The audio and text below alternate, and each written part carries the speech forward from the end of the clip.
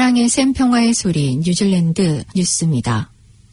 뉴질랜드의 일부 지역에서 비록 1년 전 주택가격의 3분의 1 이상이 올랐지만 주택가격 상승은 둔화되고 있습니다. 최근 QB 주택가격 지수에 따르면 지난 6월까지 3개월간 평균 주택가격 상승률은 6.6%로 5월까지의 8.8%보다 하락했습니다. 하지만 평균 집값은 94만 3,184달러로 지난해 6월보다 25.6% 상승했습니다. QB의 데이비드 네이걸 총지배인은 시장이 돌아섰다고 말하기는 이르지만 부동산 시장 과열에 따른 재정적 위험을 우려하는 정부 당국자들과 규제 당국들에게는 고무적인 소식이 될 것이라고 말했습니다. 또한 이번 현 추세는 부동산 투자자들과 투기꾼들의 활동을 위축시키기 위한 정부 정책 발표에 이어서 나온 것이지만 지금은 보통 겨울과 동반되는 계절적 침체에도 빠져 있기 때문에 그 원인을 단일 원인으로 돌리기에는 어렵다고 말했습니다.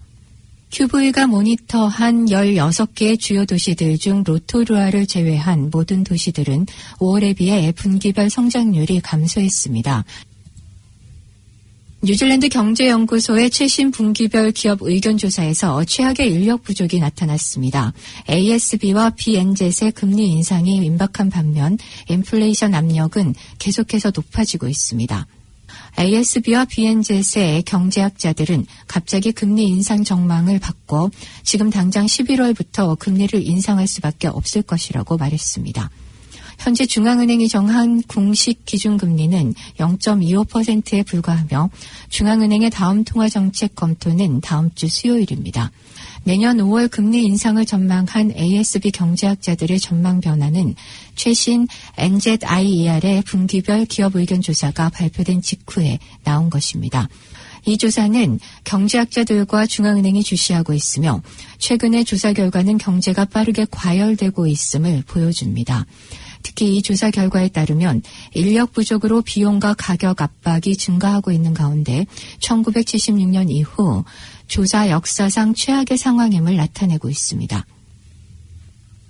국경이 개방되기를 바라는 고용주들은 국경 개방이 직원들을 더 쉽게 찾을 수 있을 것으로 생각하지만 실제로 더 어려워질 수도 있다고 한 주요 은행이 경고했습니다.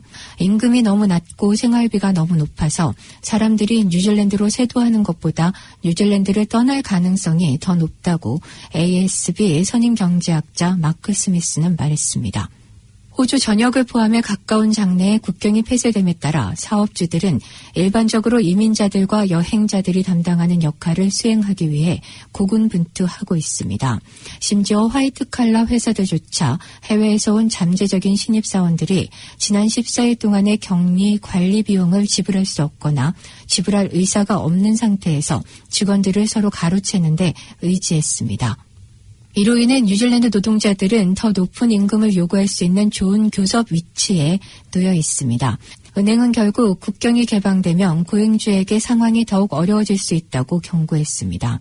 최저 임금 상승과 최근 키위 근로자들의 협상력 증가에도 불구하고 뉴질랜드의 소득은 여전히 호주보다 뒤처져 있습니다. 최근에 한 여론조사에서 액트의 데이비드 시모어 당수가 내셔널의 주디스 콜린스 당수를 총리 지명도에 앞서면서 이 여론조사가 전례 없었던 결과로 처음으로 나타났습니다. 헤럴드지의 여론조사 대행기관인 UMR의 7월 여론조사에서 데이비드 시모어 당수는 12%의 총리 선호도 지지를 얻었으면서 10%의 지지를 얻은 주디스 콜린스 당수를 앞섰습니다. 내셔널을 지지하는 사람들의 15%가 시모어 당수가 총리가 되기를 바라는 것으로 이번 조사에 나타났습니다. 한편 자신 다든 총리는 55%의 지지를 얻으면서 다른 총리 후보자들보다 압도적으로 우세를 보이고 있습니다.